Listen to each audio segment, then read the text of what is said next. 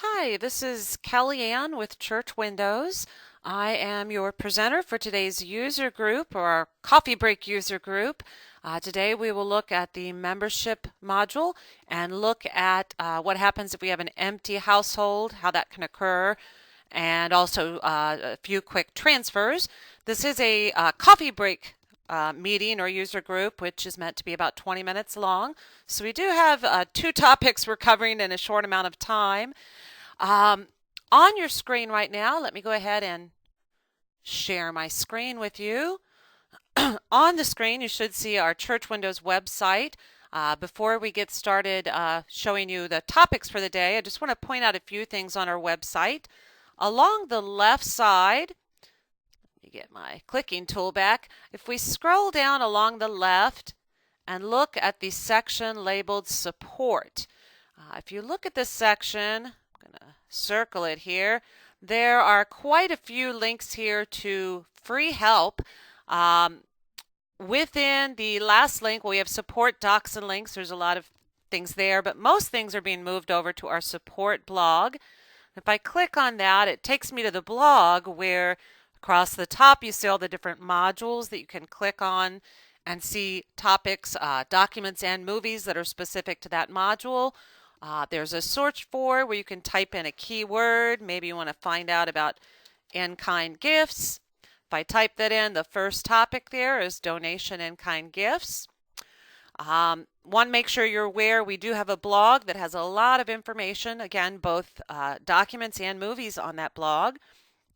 And today we're going to look at Church Windows version 17, 14, and I think they have the most current version is point 0.4, but our gentleman who updates our computers has not made it up to the front office and updated this. We're not supposed to do that and affect our network here. There's a gentleman who does our updates for us when it's time. But today we will be looking at 17.14.3. The most current you can find by clicking on Current Updates. You'll see on this computer again we need to still install SR4, and that did just come out on the 23rd. But what I wanted to show you also in relation to version 17 is under the support blog, we also have a link to version 17 resources, and there are plethora of movies here that are free that will help you learn more about version 17. Now, without further ado, I'm going to go ahead and open up Church Windows and open up our membership portal. Few quick things about the GoToWebinar toolbar if you've never used this before or attended a class. To access the audio, you need to choose phone or mic and speakers. If you don't have a microphone, that is all right. The phone number is not a toll-free number, so if you don't have unlimited long distance, most people do, I think, nowadays. But if you don't, then I'd go with mic and speakers. And as long as you have speakers, you should be fine. So you can hear what I'm presenting and obviously see what's on screen. Chances are I will not unmute anyone to ask questions.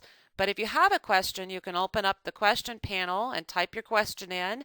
And I don't see my helper has not joined our class yet or our user group. Perhaps he got caught up on a call and isn't able to exit that call and join the group yet. So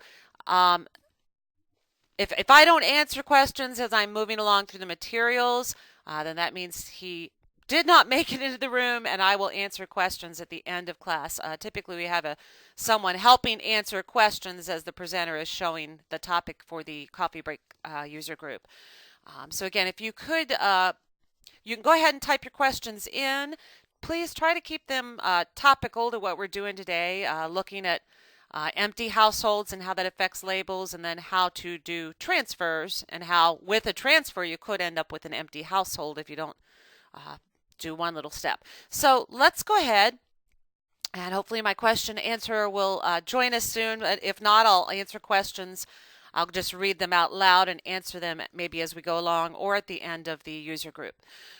Let's look at labels. And I'm going to bring up labels for my members and visitors. I want a certain mailing code, so I'll put in, I want all mailings and newsletter only, and I'll add that selection.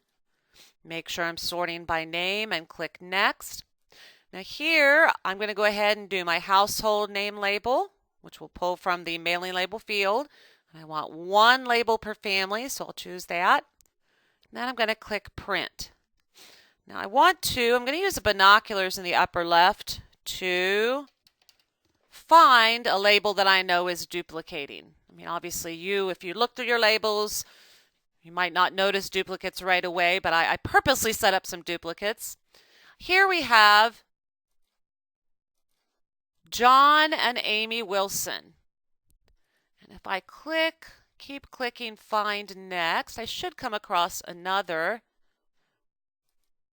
John and Amy Wilson. Now I sorted by name, but these are down in the W's. The other is up.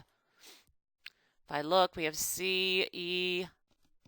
It's showing up J, John and Amy. I think it's trying to, it's either trying to sort by the A or the J. It's not sorting by this W. But let's go and try to find that extra record. If I close out of here and go into Members and click Find, type Wilson, and there's Amy. Click on her name. It only brings up one Wilson family. If I click Find again and look for Wilson, and instead of clicking on her name, I scroll through the list, I only have one set of John and Amy. So I cancel this. I can go over to my visitor database and click Find and look for Wilson. There is John, but that's not the same address. The John I had was at Deer Run. So this is not John and Amy. I can even go to that one and check. But this is Mr. and Mrs. John Wilson. There's no Amy, no mention of Amy anywhere. So this is not the record creating that label. To be sure of which side this is coming from, this extra label, I'm going to do my mailing code. Go to All Mailings and Newsletter Only. Click Next. Add that criteria. Click Next. Choose Household Mailing Name and Family. Except the one thing I'm hitting back, one thing I want to do here, I'm going to uncheck visitors up along the top and see when I just do members if I still get both of those labels. So here we go. Actually, if I just look, I can see, because I only have one page of labels, here we have John and Amy Wilson. And if I look, well, I thought it'd be, here we go. On the it looks like it's trying to sort by that A in Amy. So I still have two labels for this couple. If I close out of here, close out of my labels and go into members, and do a find for Wilson again. There's Amy, so I'll go to that household. Now, one thing that could be occurring, perhaps somebody has an alternate address. If I look up, click on John and click the little mailbox, the mailbox tells me there is no alternate address. If there was an alternate address, that symbol would change to a little letter icon. So there's no alternate address for the household, and if there were an alternate address for John on his individual record, that would show a little letter as well. So if I click on each individual, I can see there's no alternate address on this family. So what I'm going to try now is I'm going to click Find, and instead of looking on the individual record, I'm going to click in the mailing label field, and I'm going to type an asterisk, the last name that I saw on that label, and then another asterisk, and then I'll hit Enter. And lo and behold, that brings up a grid. And here we see John and Amy Wilson. Now the extra one, the one we were looking at before, I can highlight and click Go to see it. This is the family with all the people in it. If I go back to my grid now and click on John and Amy Wilson, the last listing here, and click Go to, we have an empty house. So here's a house. We see the house information on the left, but there are no individuals on the right. So this will create a label. However, if I click Find and then look on the individual side, there are no individuals in this house to find. So that's why when I do just a basic find for an individual, I'm not going to find an empty house. I need to click Find. Let me show you again. In the mailing label field, put an asterisk, type that last name and asterisk, and hit go or enter, and that brings up a grid with anyone that has the word Wilson in the mailing label. The asterisk before and after means anything typed before it and anything typed after it, and then the name or word Wilson in that field. So we can go ahead and highlight that extra John and Amy Wilson, the empty household. And what I can do is click delete in the upper left. If this household had any giving, which there's no individuals, so it couldn't, but if somehow it did, when you delete a family or an individual record, the system will not let you delete a record that has giving attached to it. So I know it's safe to delete them when this delete window comes up. And I just say OK. And now if I run those same labels again,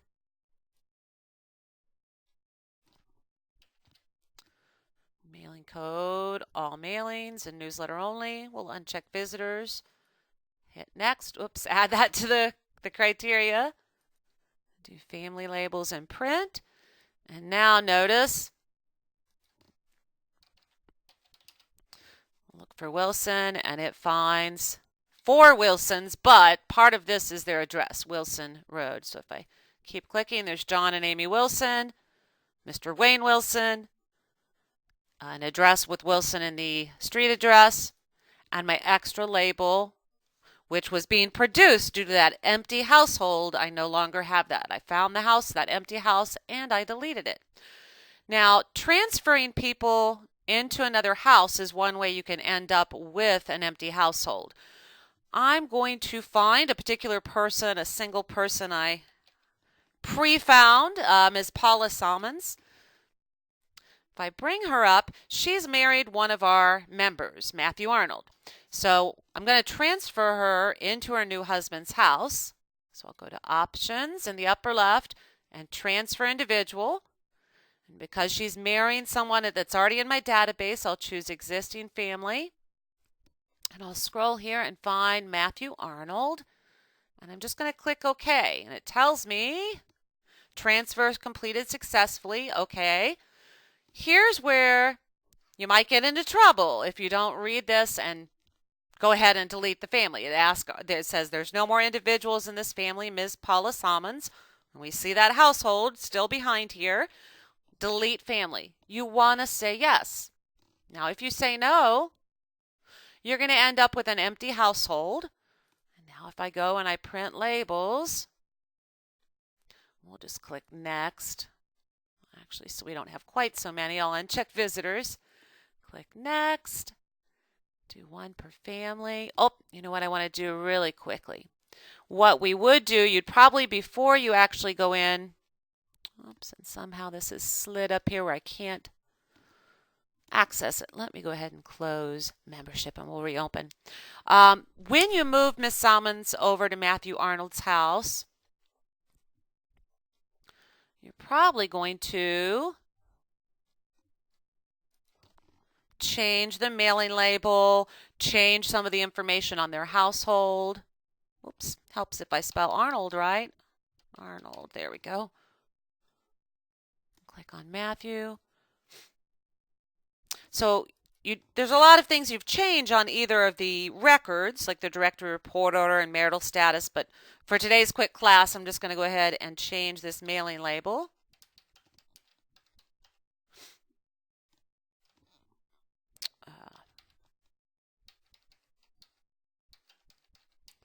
Oops. Or how about instead we do, so you can see both of them, Paula.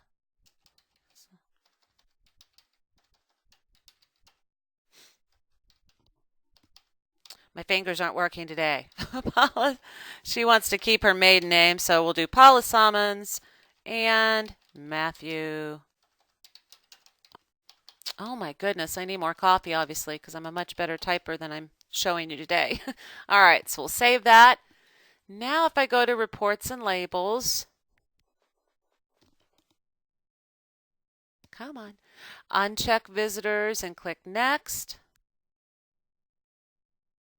I'm not even going to do a mailing code. We'll just do Family Labels and click Print. Now, if I were to do a search here, I'd find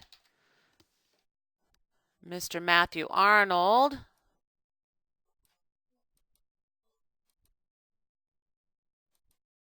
Here we go, Paula Salmons and Matthew Arnold. But let's just look up actually her name. That's why I wanted to put her name in both of the fields. So if we do that, here we find the first instance, which is where we've moved the two of them into one house together. But notice we also have that empty house of Ms. Paula Salmons because we didn't say yes, we want to delete that empty house. So when you transfer someone from one house into an existing household, you want to make sure when it asks you, do you want to delete that extra house, that you say yes. Because if I look for that house, all I'm going to find now, if I look on that individual side, is Paula. To find that empty house now, I need to, in the mailing label field, type asterisk, her last name, and then asterisk. And now if I click go, here I see the old empty house that I said no, I didn't want to delete when I transferred, and her in her new house with all of her information. So if I click on this first line and click go to, here it takes me to Ms. Paula Salmons. We see all of her individual information is gone. The household information is still showing, and that's not going to carry over to the new record when I do the transfer because that existing record already has its own information. If I choose existing household, notice everything here grays out because that existing household already has household mailing label, address, city, state, all that's already filled in. So once you transfer them over, you can change that information if you need to. But since we didn't delete this extra household when we moved Miss Salmons in with her new husband, let's go ahead and do it now. We'll just click delete. And we'll check here to say yes, we are confirming this, deleting this empty house, and now it's gone. And now if I run labels,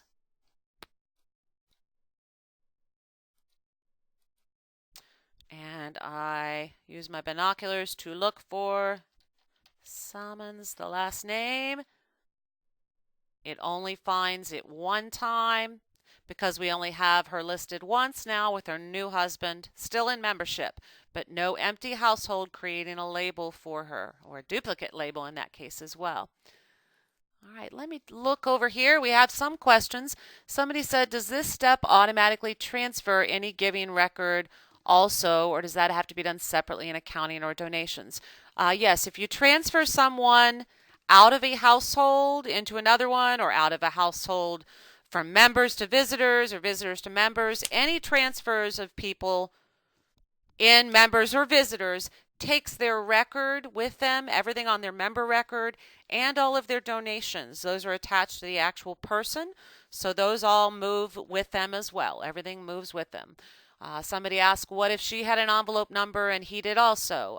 Her envelope number will show on her record and his will show on his record. So they both will still retain their own envelope numbers. Somebody asked, will each individual maintain a separate giving number tied to the new single household? Okay, same question. Yes. If the person had a number and the person who you're moving them into had a number, they both will retain those numbers, and then you can decide, based on what they would like, what to do after that. Somebody asked, when you search for an existing household, how do they sort on that search list? That is based on the mailing label. So if the mailing label field, if you're somewhat consistent with how you put those in, then it's pretty alphabetical, but I know sometimes it's, depending on if you, sometimes do Mr. and Mrs., other times you do Joe and Sue, other times you do the Jones family. Sometimes it doesn't sort quite as alphabetic as we would like, but from what I understand, it sorts based on that mailing label.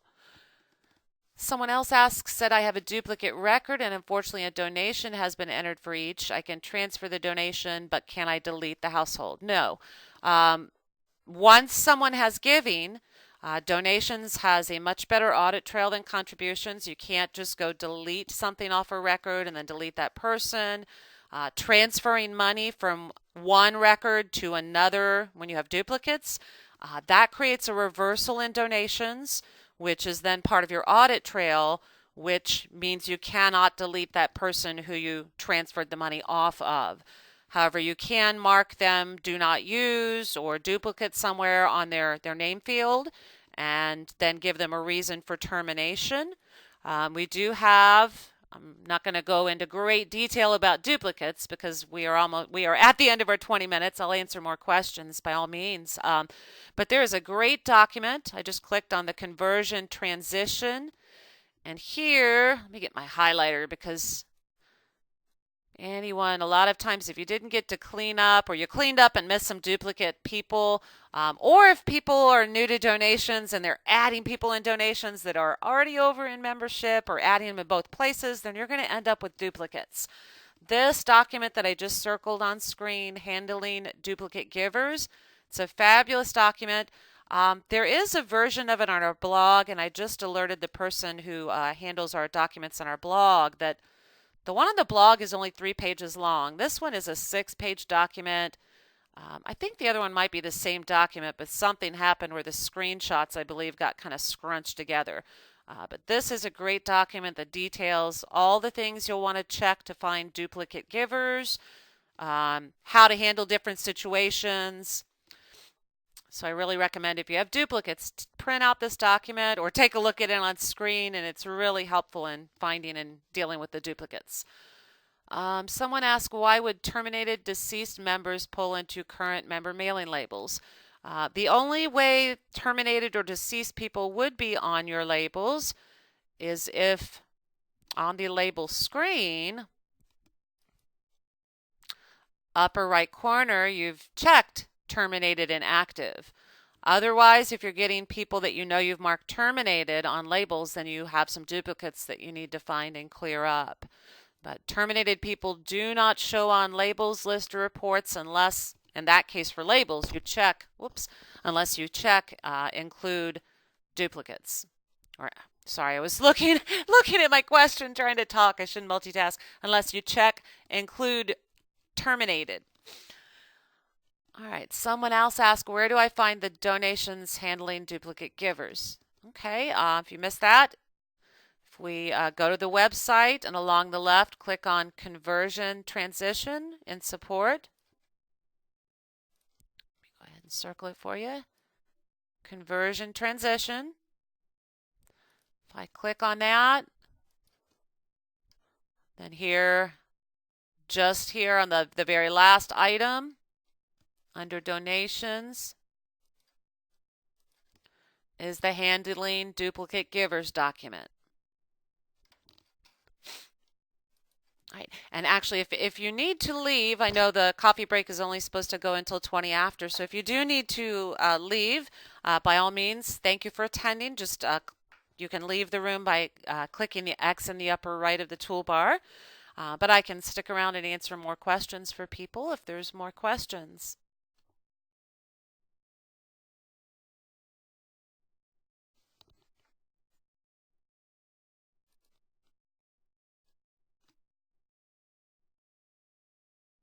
Someone asked, do all reports have the option to print terminated individuals in version 17 in all modules?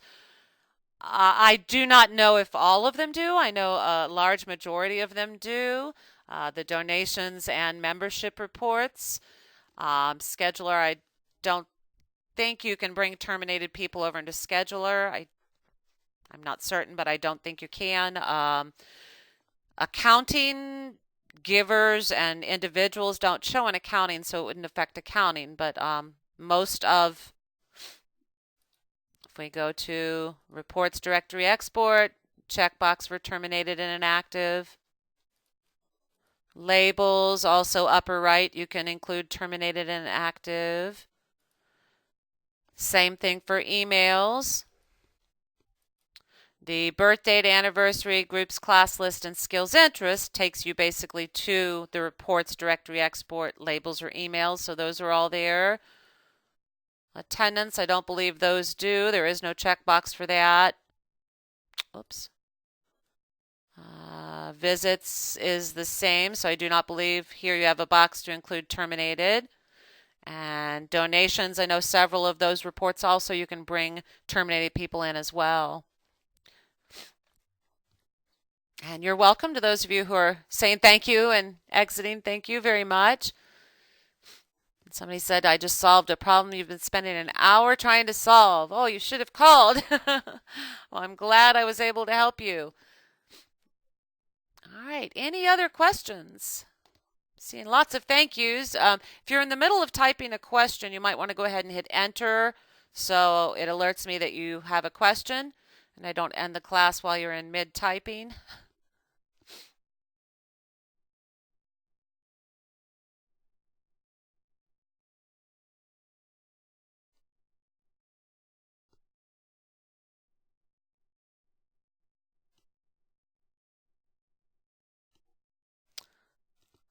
All right. I'm not seeing any more questions coming in, and no one's sent me half of a question. Um, so I am going to go ahead and end this user group.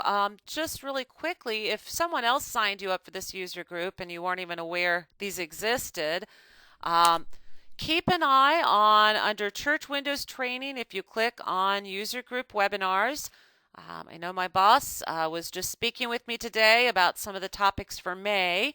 So right now all you see is through April. Tomorrow there is an accounting coffee break class showing you how to mark bills paid. I think Josh might be teaching that one. I'm not certain. But we should have May coffee break classes up soon. And I know in the last one I taught last week, somebody asked when we'd be bringing back the hour-long ones. And my boss today, when I mentioned that, I think she said we're trying to stick with the coffee break, just quick little lessons to show you, especially things like this, that a phone call, you have to wait an hour or two for a phone call when, if you know that, searching for a label that's being produced, you're not finding the people. If you know how to do this quick little search where you just hit the find and put the last name and asterisk and mailing label, could save you lots of time. I didn't mention also, if you don't find them in members, check and do that in visitors as well. But keep an eye on our website. Always adding new coffee break classes, and we're always updating the blog. And unless there's more questions, I'm going to go ahead and close the classroom. Thank you so much for attending. I'll probably speak with some of you on the phone in the future, and I'll see you in the next user group because I do several of these in the month. Have a great day, and thanks for attending. Bye.